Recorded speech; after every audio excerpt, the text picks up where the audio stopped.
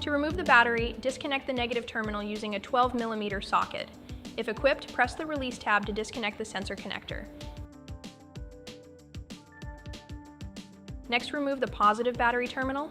Once they're loose, be sure to secure the wires off to the side so they don't make accidental contact with the battery. Next, we'll take out the upper bracket. Use your 12mm ratchet to loosen and remove the mounting bolts, then lift the bracket out of the engine bay. Finally, locate the 2 bolts securing the lower battery bracket holder. These are also 12mm. Remove both bolts and you'll be ready to lift the battery out.